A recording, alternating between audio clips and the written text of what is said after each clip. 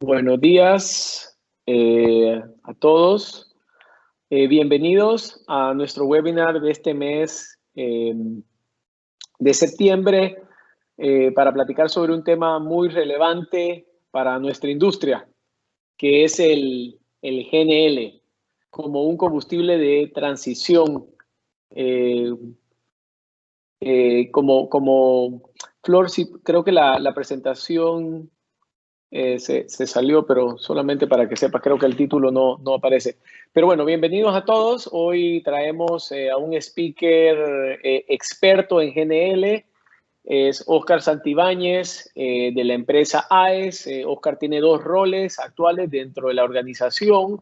Es el director de marketing para Centroamérica de LNG y además también tiene su rol como el head de LNG Marketing, pues que es el joint venture que se tiene con Total y AES para lo que es el almacenaje de gas natural aquí del lado de Colón. Óscar es un ingeniero civil mecánico, con especialidades y diferentes experiencias largas y robustas en el mundo energético. Es chileno, así que tiene mucha experiencia. Chile, como saben, es un país que nos lleva algunos añitos adelante en temas energéticos, así que vamos a aprovechar al máximo su experiencia.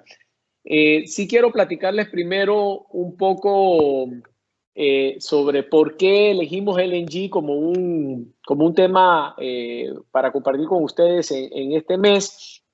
Y como todos hemos venido escuchando el avance que está teniendo el LNG en el mundo y el crecimiento de LNG en el mundo. Yo le decía recientemente a Óscar que a mí me impresionaba la cantidad de proyectos de LNG que están habiendo simultáneamente en el mundo. Si nos vamos a Latinoamérica, he escuchado de la cantidad de plantas que se están construyendo simultáneamente en Brasil, que quizás es una de las operaciones más grandes que hay en Latinoamérica. Pero cuando nos vamos a nuestra región, vemos que la primera planta almacenaje que se hizo fue en República Dominicana, precisamente por AES. Después tenemos que se hizo la de Panamá. Ya vemos que Nicaragua está en el proceso de terminar una planta también de LNG.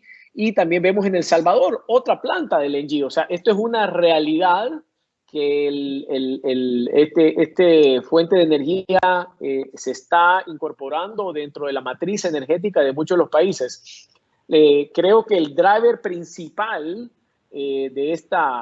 del gas natural, que ya tiene años de estar en el mercado, pero que ahora se ha ido incrementando, es el reemplazo pues, de otros combustibles mucho más que impactan mayormente la huella de carbono. Podemos hablar del carbón, creo que sería el número uno que está phasing out, que está saliendo, pero hay otros combustibles que también está reemplazando el gas natural.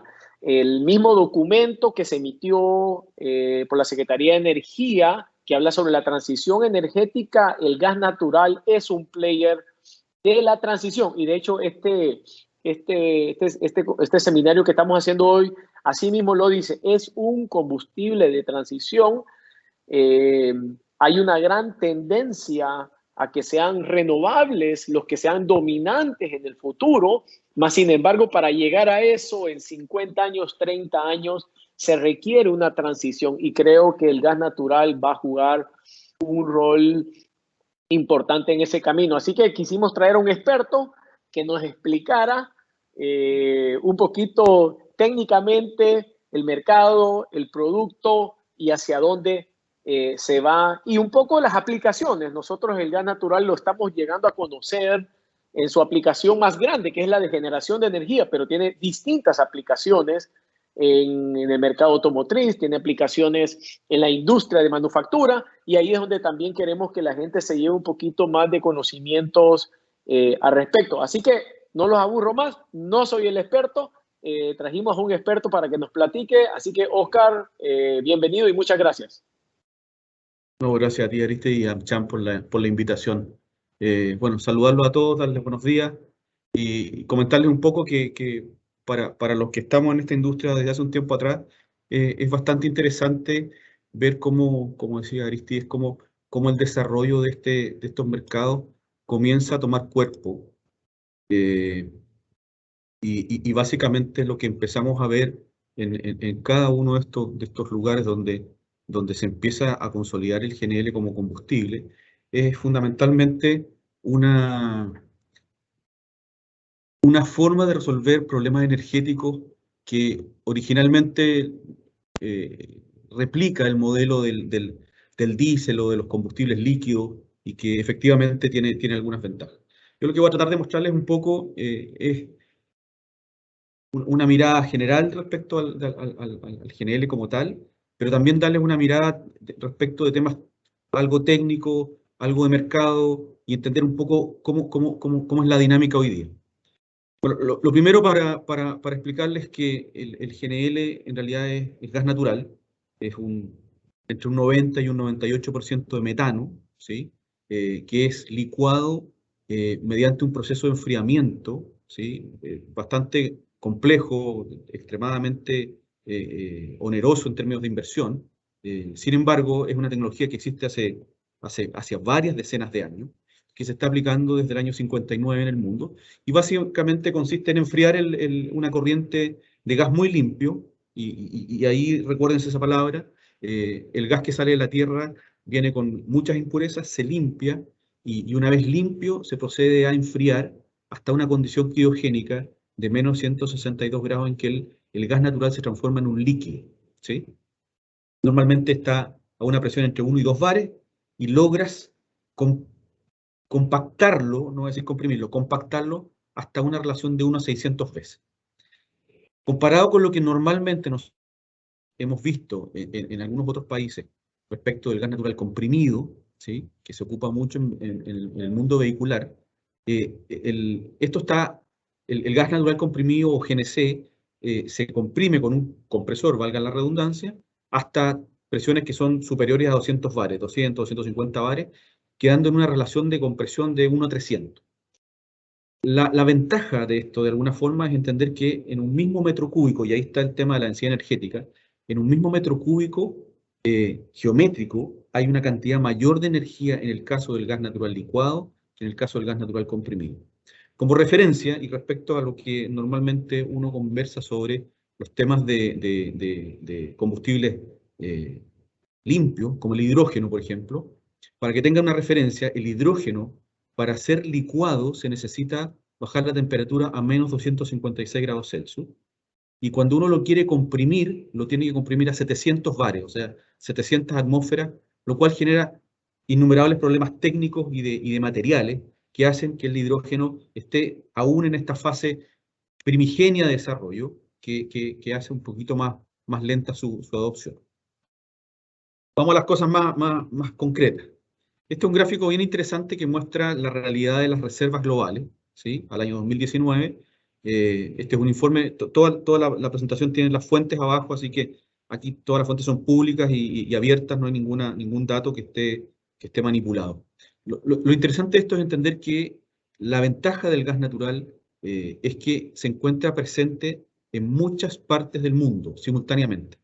No es un combustible que esté centrado en pocos países y por lo tanto tenemos países que tienen gas natural cercano, Colombia, México, Ecuador, Perú, Brasil, Argentina, Bolivia. O sea, a muy corta distancia tenemos gas natural disponible. Y en un tiempo más vamos a empezar a tener gas licuado producido desde estos mismos países. El caso peruano, por ejemplo, lo refleja claramente así. Pero lo interesante de entender esto es que las reservas globales están distribuidas en muchas partes y no necesariamente en países, comillas, complejos, donde a veces una situación geopolítica dificulta el suministro y dispara los precios o genera problemas de abastecimiento. El balance de gas mundial, particularmente del LNG, ¿sí? Existe una forma alternativa de transferencia de gas a través de gasoductos, pero eso es más bien limitado y básicamente está anclado en Europa con Rusia y en Estados Unidos con Canadá. Básicamente esos son los grandes países donde el gas natural por gasoducto. Esto lo que muestra en el fondo es cómo ha evolucionado el mercado del gas natural licuado en el mundo, y lo que muestra son dos elementos fundamentales. Originalmente, los principales países que importaban el GNL en el mundo eran Corea y Japón.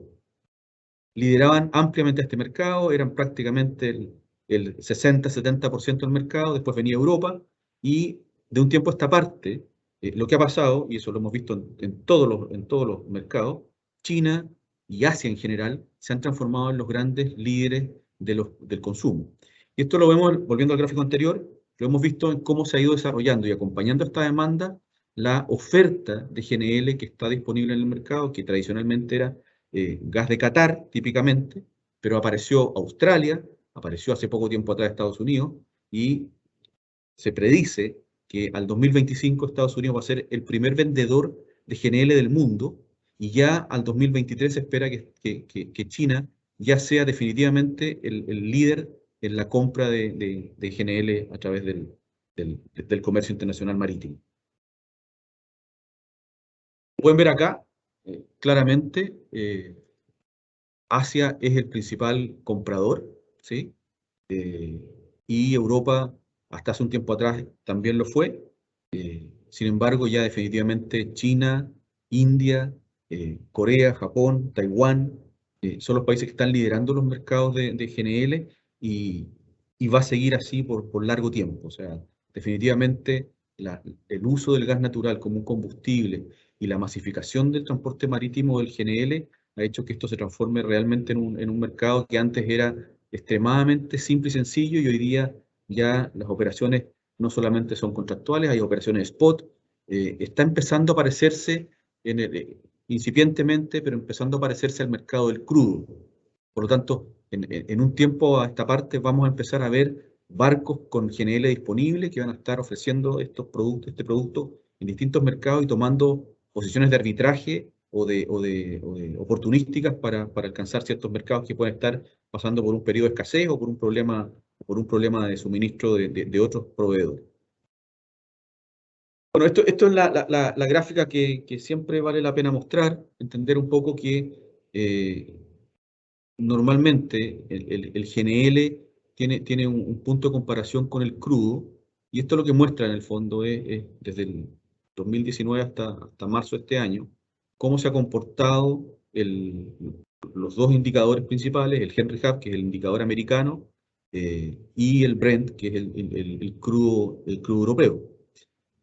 Un punto relevante de esto tiene que ver con lo que vemos acá, que es justamente algo que está pasando hoy, en estos días. Hemos visto precios que están en esta misma escala, que hacen o dan la sensación de que el mercado está bastante disruptivo. Hemos visto precios que no se habían visto hacía bastante tiempo.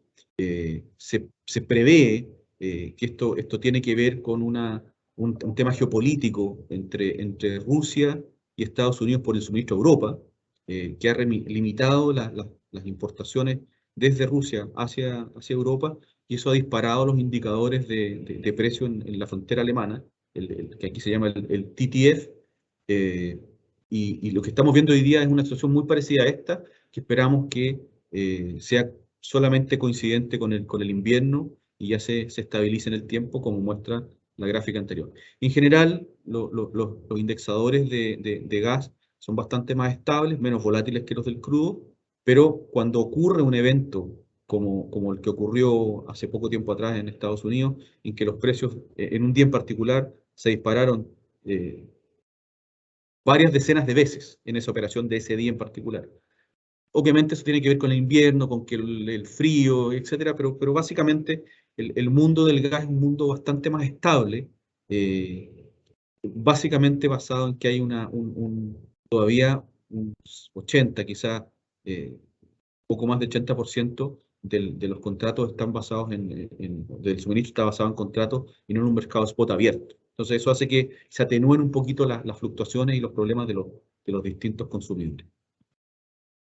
Es una foto de hace unos años atrás, pero muestra algo bien interesante, y es cómo han evolucionado los terminales de regasificación en el mundo.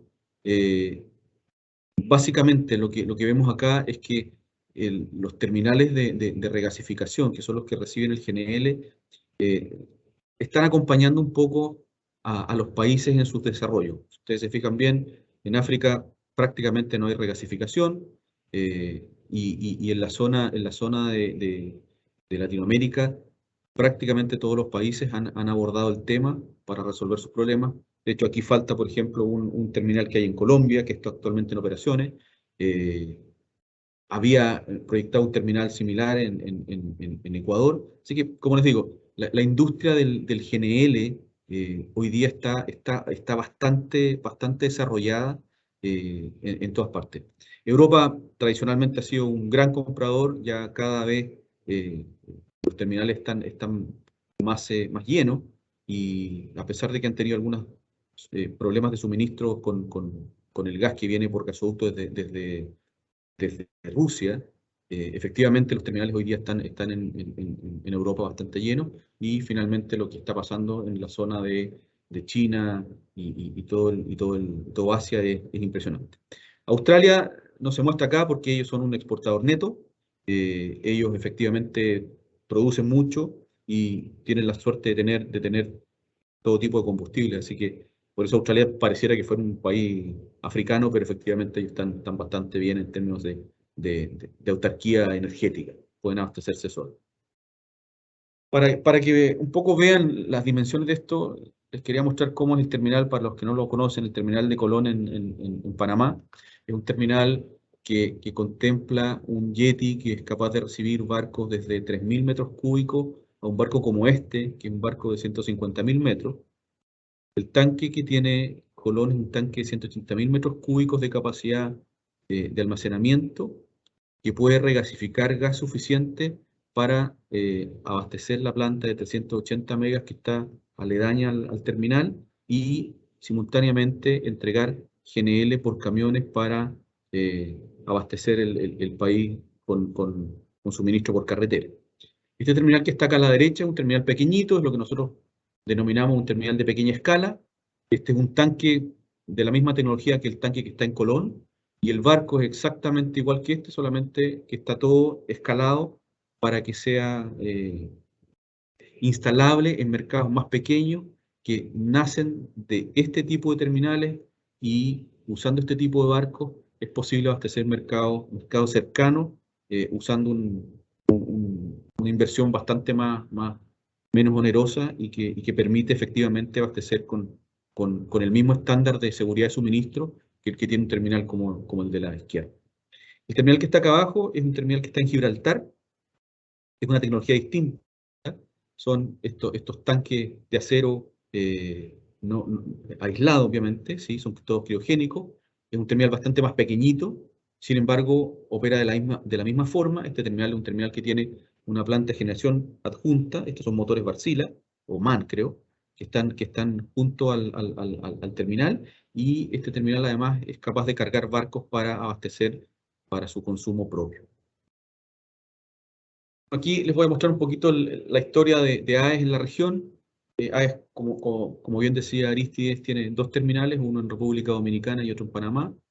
La historia de Dominicana es una historia de éxito, una historia que muestra cómo una implementación de un terminal en una zona como República Dominicana, en el año 2003 generó prácticamente 1.500 megas de generación eléctrica, casi 100 kilómetros de gasoducto.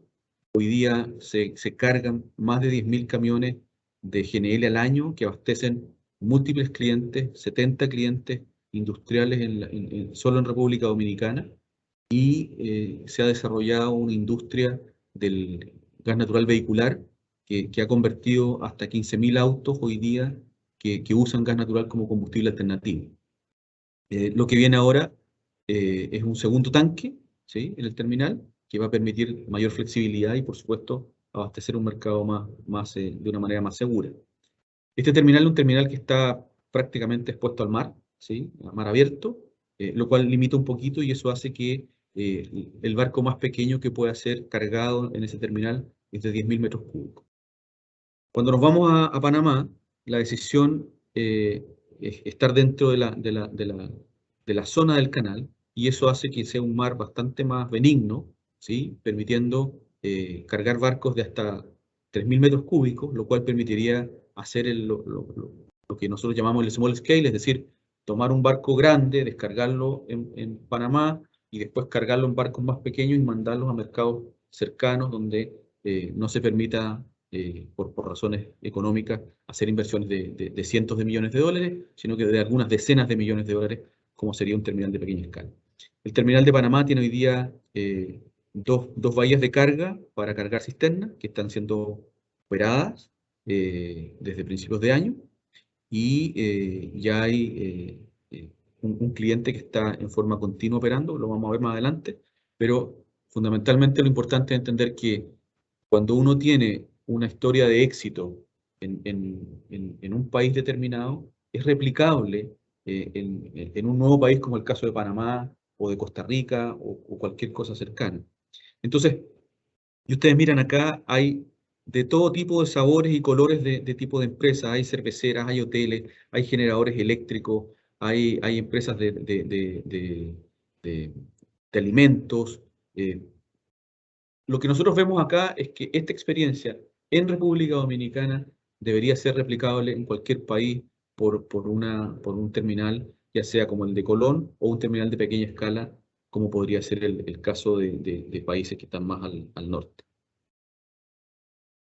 Yendo un poco a la cadena de suministro, lo que tenemos hoy día es lo que se distingue ahí en rojo. O sea, tenemos un barco grande que trae GNL, ¿sí? Lo trae un terminal de regasificación que abastece a una planta de generación eléctrica, y hoy día ya está operando, ¿cierto?, el patio de carga de camiones que permite llevar y conducir el GNL por carretera hasta clientes industriales. Paralelamente a eso, próximamente vamos a estar haciendo cargas de isocontenedores para enviar el GNL a países por vía marítima, ¿sí? Consumos menores, pero es interesante porque eso permite también entender que uno puede subdividir el producto en pequeñas unidades que pueden ser cargados en barcos de navieras tradicionales como Maersk, que pueden ir a cualquier país cercano y llevar el GNL en este formato.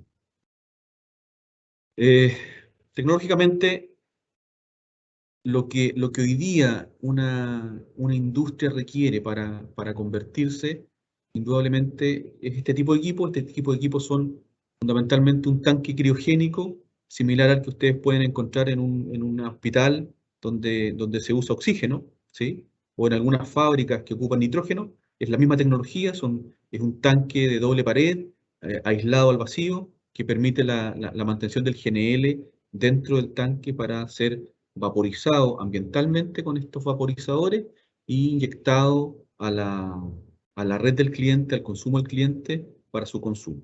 Obviamente acá se regula presión, se odoriza el gas para que el gas tenga la condición segura que demanda la norma, de forma tal que en el evento que existe una fuga, exista el odorante que alerte a las personas que están operando esas instalaciones para evitar un desastre mayor. ¿Qué es lo que tenemos hoy día? Bueno, tenemos efectivamente una planta satélite, la primera de Centroamérica, es una planta satélite de regasificación. Son dos plantas que están ubicadas en Darién, una, como pueden ver acá, bastante grande, ¿sí? abastecida con un camión de GNL, en este caso con logística de Tropigas, y es cargado en el patio de carga. Estos camiones están prácticamente moviendo del orden de las 10 cargas semanales de GNL hasta Diena, 400 kilómetros de distancia, 800 kilómetros round trip, para abastecer una generadora eléctrica que le otorga servicio eléctrico a la gente en la zona. ¿Qué es lo que viene ahora?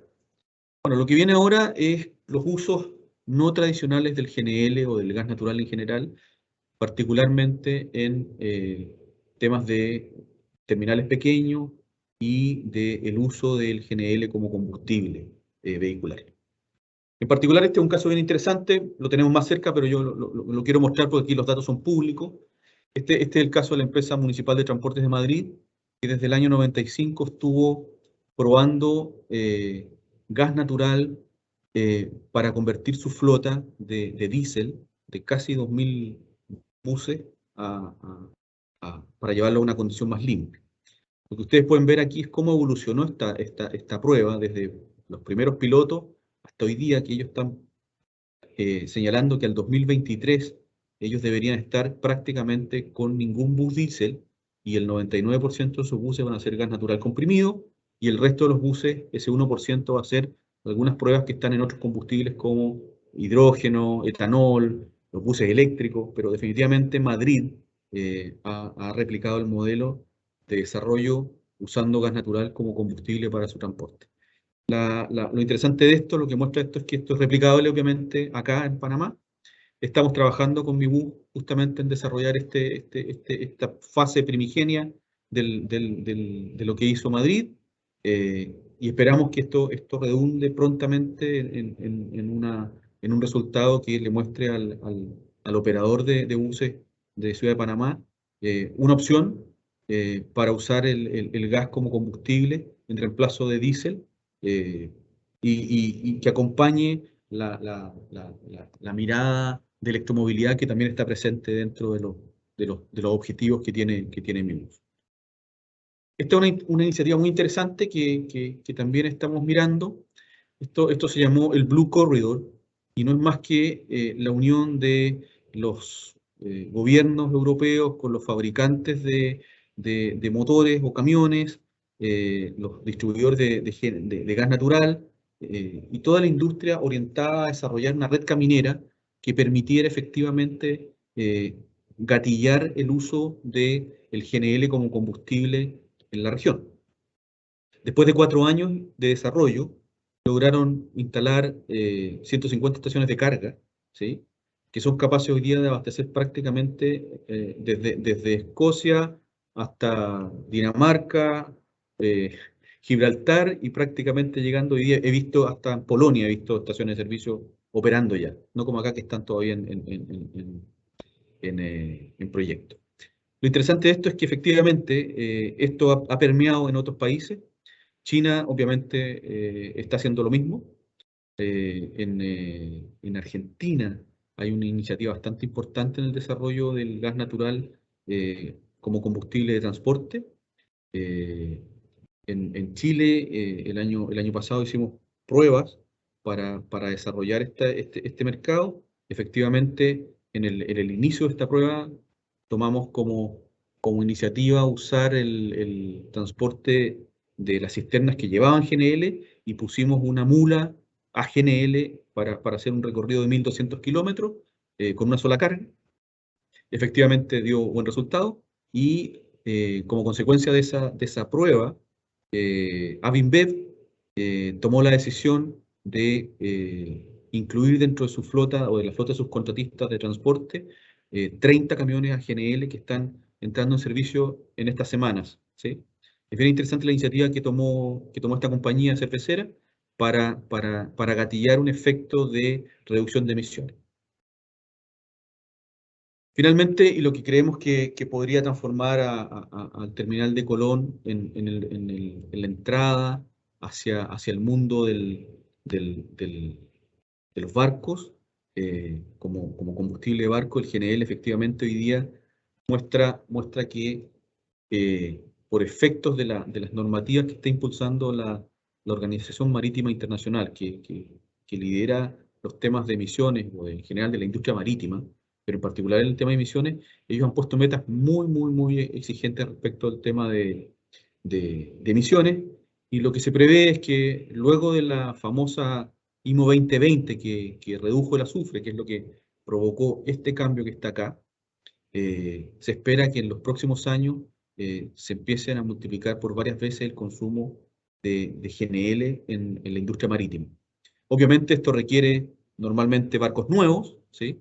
Que demoran un tiempo en entrar en servicio. Sin embargo, hemos estado viendo que algunas navieras incluso están llevando sus barcos a astillero para modificar los motores, y ya están efectuándose algunos retrofits de barcos de containers que permiten hacer este uso de GNL.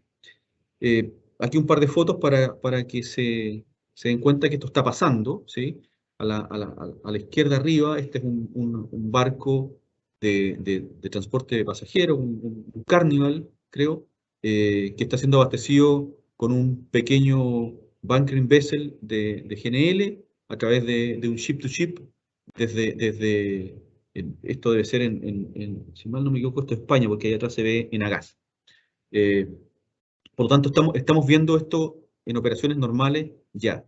Para barcos menores, ¿sí? Es usual el track-to-ship, vale decir, se toman las mismas cisternas que ustedes pueden ver de Tropigás operando en las calles de Panamá, y se instala una pequeña bomba que descarga en el barco y alimenta estos barcos con combustible.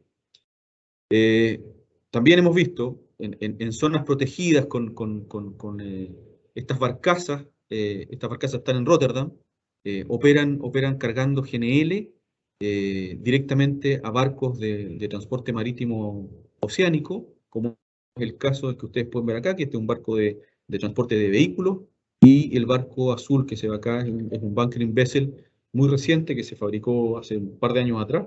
Está operando, en este caso, una operación chip to chip, haciendo el traslado del GNL para la operación de este barco. Si se fijan ahí arriba, se alcanza a distinguir que es powered by LNG. O sea, es un barco 100% LNG que opera seguramente desde Asia, Japón, China, Corea, hacia mercados europeos, ¿sí? Vamos un poco al tema de las emisiones y entrando un poco en cosas más de lo que es el gas. Esto es básicamente una mirada de cómo son las moléculas y por qué el gas es menos contaminante en términos de gases de efecto invernadero de lo que es una molécula, por ejemplo, diésel, como la que está expuesta ahí. Es la complejidad de la molécula, la energía que se necesita para disociar la molécula y transformarla en energía. Entonces, cuando uno compara una molécula tan sencilla como la del metano, que es el hidrocarburo más sencillo, con una como la del diésel, que es bastante más complejo, permite, en términos teóricos, ¿cierto?, decir que uno puede reducir emisiones hasta en un 24%, ¿sí? Esa es la realidad concreta del gas natural.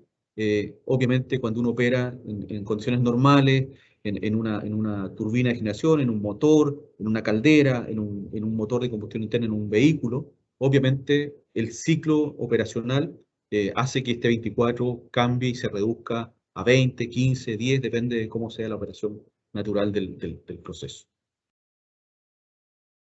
Por lo tanto, cuando nosotros miramos cómo opera el GNL versus un combustible como el diésel, efectivamente, en operaciones normales podemos ver que en gases de efecto invernadero, 20% menos es una cifra razonable de poner sobre la mesa, pero hay otros contaminantes que hoy día no los estamos mirando, que en general las autoridades no los tienen contemplados dentro de la discusión ambiental en la que estamos insertos, y es que la emisión de otros gases, como el caso de los óxidos de nitrógeno o los óxidos de azufre, y en particular el material particulado que se emite, hace que el gas natural efectivamente sea un combustible extremadamente limpio, fundamentalmente por la forma de producción que yo les comentaba al principio de la presentación, de cómo está producido el GNL, hace que el gas natural tenga esta condición. Un elemento muy importante, y yo por lo menos así lo visualizo, es que casi todos los elementos que están a la derecha de los gases de efecto invernadero, ¿sí? Son en general dañinos a la salud. Entonces, creo que hay una foto que es importante sacarse, que tiene que ver con la reducción de los gases de efecto invernadero, sin duda, la condición de estar carbono neutral. Sin embargo, lo que nos pasa a los que estamos en esta industria es que también hay otros contaminantes, como el ozono, el mismo material particulado que les comentaba, que son efectivamente dañinos. Y esas cosas hay que considerarlas al momento de hacer la comparación. En general, la comparación siempre ocurre, como suelo decir yo, en la bajada de la cisterna y no en la chimenea con los gases que están saliendo al ser quemados. La comparación es injusta, sí lo es. Sin perjuicio de eso, intentamos competir y tratamos de hacerlo lo mejor posible, pero la clave de esto es que aquí los estados tienen mucho que decir. Y en ese sentido, en el plan de transición energética que publicó el gobierno de Panamá, muestra el gas natural como un elemento importante dentro del plan que se tiene. Entonces, la clave acá es decir, en el escenario de business as usual o del plan de transición energética que está propuesto, el gas natural es parte de ese plan. Sin duda está aquí y eso lo vemos y sabemos que va a ser así. Confiamos en que va a seguir siéndolo. Sin embargo, nos preocupa un poco esto que vemos acá, en el sentido que un escenario de cero carbono no necesariamente implica la desaparición del gas natural. Entendemos, y lo vimos antes, que el gas natural genera efectivamente emisiones del 20% de menos que el CO2, pero genera emisiones de gases de efecto invernadero. Entonces, la industria del gas natural lo que ha hecho, y es un poco con lo que yo quisiera cerrar esto, es generar esto. A través de un mecanismo de compensaciones, certificadas obviamente, se puede crear un producto que es Carbon Neutral LNG, que no es más que tomar las emisiones totales que en toda la cadena de suministro que existe el GNL, desde la producción y extracción en los pozos hasta la combustión en una caldera, ¿sí? Que acumula aproximadamente 3,4 kilos de CO2 por cada kilo de GNL, puedan ser debidamente compensados, y esa compensación podría generar para quien está considerando este combustible, le voy a decir Green LNG, para que lo entendamos, podría llevarlo a una condición de una caldera net zero, de un camión net zero, ¿sí? Entonces es muy interesante esto, sobre todo para quienes tengan en sus planes, en sus propuestas corporativas, la reducción de emisiones. El uso de este GNL carbono neutral compensado y certificado permitiría a cualquier compañía efectivamente demostrar de manera certera que es posible llegar a una condición net zero usando un combustible que hoy día existe y está disponible en el mercado. En julio de este año se hizo la primera descarga de GNL verde en República Dominicana, que fue compensado, y dentro de las próximas semanas se va a hacer una entrega de los certificados que acreditan que todo el gas consumido por esos clientes que tomaron la decisión de optar por este combustible están debidamente compensados y está certificado con un certificado por tercera parte. Bueno, básicamente eso es lo que les quería comentar. Espero no haberlos aburrido mucho. Quedo disponible a sus preguntas. Excelente. Muchas gracias, Oscar, por darnos esa presentación que nos da una perspectiva muy global y muy técnica sobre el producto. Así que agradezco. Aquí hay una primera pregunta, me han mandado otras por otro lado, pero vamos a arrancar por la de José Luis. Dice, ¿cómo sugiere esa compensación? ¿Cómo fue compensado el caso de República Dominicana? Bueno, se compensó, en el fondo, las compañías que generan certificados, ¿sí? Son compañías renovables, eólicas, hidráulicas, biomasa, ese tipo de proyectos, emiten estos certificados y uno adquiere ese certificado y lo adosa al combustible como tal. Entonces, voy a poner un ejemplo. Una persona que consume una cisterna semanal de GNL debe recibir el equivalente en certificados de su consumo de ese año, por decirlo de alguna forma. Y va a recibir, no sé, 30 certificados que acreditan que redujo la cantidad de emisiones que efectivamente se emitieron por la combustión de CGNL. No sé si contesto esa la pregunta, José Luis. Sí, ok, perfecto. Gracias, Oscar. Tenemos otra pregunta y esta es una pregunta muy buena, porque sabemos que LNG es un producto de transición, pero dice, ¿se prevé que algún día el LNG caerá totalmente en desuso? Ups. Es como preguntarle a la gente de la gasolina. Es lo mismo. ¿Sí? Cuando tú conversas con los majors que están en el mercado del crudo, ellos están todos con renovables, apostando pero no dejan de producir crudo. Los vehículos a combustión interna probablemente en Suecia se van a dejar de producir en el 2030 y en Alemania en el 2032, no tengo idea, y van a ir a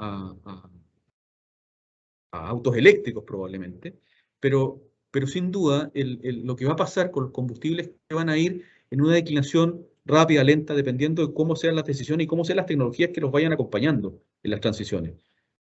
Hoy día, por ejemplo, nosotros no tenemos ninguna duda que en el mercado automotriz de liviano, vehículos, es muy probable que los vehículos eléctricos lideren el mercado, ¿sí? Es difícil que eso pase en el mercado del transporte de carga por carretera. Ahí probablemente las soluciones con GNL podrían ser, pero sin duda, en la medida en que el hidrógeno logre consolidarse a costos competitivos, efectivamente el hidrógeno verde va a ser una solución. Pero para eso, les comento, por ejemplo, el hidrógeno verde, hoy día, producirlo cuesta, no sé, 5, 6 dólares por kilogramo, ¿sí? Lo cual significa que cuesta en surtidor 70 dólares por millón de BTU. La gasolina hoy día cuesta 30. Entonces, el auto cuesta el doble, el auto de hidrógeno cuesta el doble que un auto de gasolina, cuesta el doble el combustible. Entonces, hoy día se ve con bastante escepticismo que estas cosas se empiecen a desarrollar rápidamente. Porque hay un efecto bien importante, que es la parte tecnológica. La parte tecnológica de la generación de hidrógeno verde no es sencilla. Sin duda, el problema eléctrico está resuelto. Eólico, solar. El problema es cuando tienes energía muy barata, la tienes, ¿sí? Necesitas agua. Para que tengan una idea, se necesitan entre 20 y 40 kilos de agua para producir un kilo de hidrógeno. Entonces, países como Australia o Chile, que tienen una tremenda insolación, donde está el sol no está el agua, lamentablemente. Entonces hay que desalar. Entonces, el problema tecnológico es complejo, muy complejo. Muy complejo. Yo no veo, de verdad, no veo que en los próximos 30 años la gasolina vaya a desaparecer. No lo veo, definitivamente no lo veo. ¿Va a ser cada vez menos? Sin duda. Y en esa pasada, obviamente, van a ir muriendo refinerías, sistemas de distribución, pero efectivamente es difícil ver que la transición sea tan brutal como, ok, el 2040 se acaban los autos a combustión interna. Yo no lo veo así, ¿eh? Lo veo más como un proceso. Sí, yo solamente para agregar lo que tengo que decir aquí, no soy tan experto como tú, pero yo sí creo que poco a poco van saliendo las fuentes de energía más contaminantes, como ha sido el carbón, después irá el fuel oil, después, o sea, esto va a tomar un tiempo, una transición, y al final se va a equilibrar el mercado con el tiempo. Así que la tendencia, como tú dices, es sí a la reducción en muchos de estos contaminantes, de estos productos contaminantes. Sin embargo, yo he visto gráficas de picos de consumo de gas natural que está llegando a su pico en el 2030 y estiman que en el 2030 empieza a volver a bajar. O sea que en el caso de combustibles líquidos, están diciendo que el pico lo va a alcanzar antes, el gas natural se proyecta mucho más lejano. Así que todavía es muy incierto, pero pareciera ser que nuestras nuevas generaciones vienen con esa pila de reducir y sí creo que va a ir sucediendo. Aquí hay otra pregunta, Oscar. Aquí me dicen, ¿Cómo motivar a las empresas para que migren y iniciar el uso de GNL para el funcionamiento de energía en sus operaciones? Y ahí tengo la curiosidad si existen incentivos, cómo están haciendo las empresas para hacer sus números para hacer el cambio. Desafortunadamente no hay muchos incentivos, ¿sí? El Estado en ese sentido yo creo que no acompaña mucho. Yo creo que el GNL en un país importador, como en el caso de Panamá, tiene la dificultad de competir contra un combustible que nosotros acá, ¿cierto?, le llamamos búnker, ¿sí? Pero en el mundo de la refinería le llaman pitch. Y le llaman pitch porque es el concho, es el último residuo que queda de la refinación. Entonces, estos petróleos residuales, que en el fondo son prácticamente la producción obligada que tiene una refinería para producir productos valiosos como el GLP, como la gasolina, como el Kerojet, pero finalmente en la columna de destilación queda una borra que ellos tienen que sacar.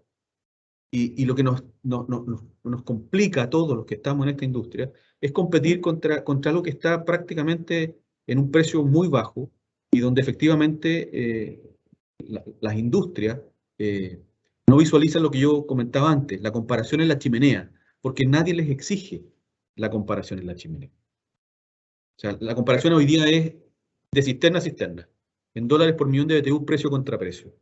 Cuando el Estado toma una decisión de avanzar en regular emisiones, yo no digo que hay que poner un impuesto, sino hay que decir, ok, vamos a ir gradualmente bajando el nivel de emisiones. ¿Qué significa eso? Que quien está provocando una contaminación por alguna razón, tiene que irse subiendo al carro de emisiones más limpias. Eso mismo hace que el tipo en la industria trate de compensar costo contra emisiones. Y finalmente lo que termina pasando es que le conviene mucho más usar combustibles más limpios, ¿sí? Y de los combustibles más limpios, indudablemente hoy el GNL es el más barato. Ok, gracias, Oscar. Otra preguntita acá. En esta transición, pues, quieren saber si los equipos que van a entrar al mercado de barcazas, cisternas, podrán ser usados para otro tipo de combustible. Bueno, has mencionado el hidrógeno verde. ¿Crees que técnicamente estos equipos pueden transicionar también a otros combustibles, a otros usos de fuentes de energía? Desafortunadamente no, la industria de la criogenia, cuando tú compras una cisterna, normalmente la cisterna está preparada para recibir hasta nitrógeno líquido, oxígeno líquido a menos 196 grados Celsius. Pero pasar de menos 196 a menos 256, que es el líquido, el hidrógeno líquido, en mi opinión es imposible. No hay materiales hoy día masivos, digamos, que resistan. Lo existen, ¿ah? Hoy día Hyundai lanzó una línea de camiones a hidrógeno. Existen, ¿sí? Sin duda. Obviamente tiene un costo.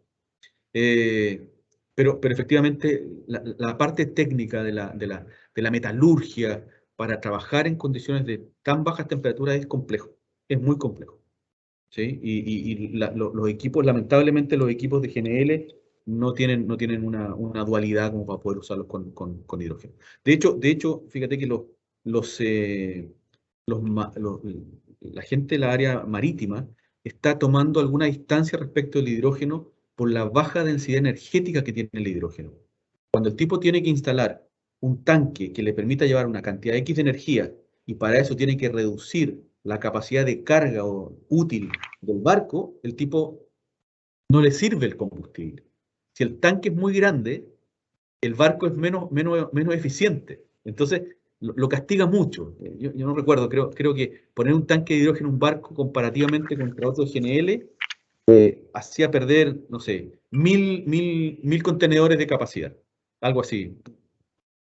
Ok. Otra preguntita es cómo se comparan o cómo se ve afectados los costos de mantenimiento de reemplazar un combustible actual con GNL. Y si puedes platicar un poco también, aquí una pregunta de seguimiento sobre el poder calorífico del hidrógeno versus el GNL. Sí, a ver, respecto al mantenimiento es una muy buena pregunta porque efectivamente eh, hay dos elementos acá. Uno es, en general, los combustibles, particularmente el petróleo pesado, ¿cierto? Requiere energía adicional para ser mantenido caliente, ¿sí? Líquido y bombeado.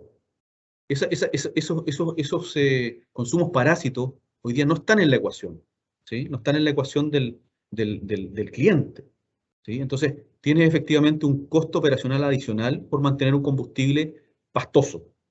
Adicionalmente a eso, la combustión es más sucia porque lleva más hollín. Entonces, los tiempos de mantenimiento en una caldera, en un secador que utiliza este tipo de combustible, tienden a ser más cortos. Cuando tú cambias a gas, prácticamente los mantenimientos se prolongan ya al doble, triple. O sea, tienes periodos donde no tienes que intervenir el equipo. Y por lo tanto, los costos de mantenimiento son más bajos por menos intervenciones y además las intervenciones son más simples. Porque no requieres trabajar con hollín. El gas natural, en particular el GNL, es tremendamente limpio. Y respecto al poder calorífico, efectivamente, en términos de megajoule por gramo, el hidrógeno es lejos del combustible que tiene más megajoule por cada gramo. Pero cuando tú haces la ecuación y lo llevas a volumen geométrico, es uno de los peores. Es una cosa bien particular. Como combustible en peso es un excelente combustible el hidrógeno respecto a cualquiera. Tiene prácticamente el doble de la capacidad energética por gramo que el gas natural. Pero cuando lo llevas a volumen geométrico, pierde prácticamente su ventaja y se transforma en 10 veces menos energético que el gas natural.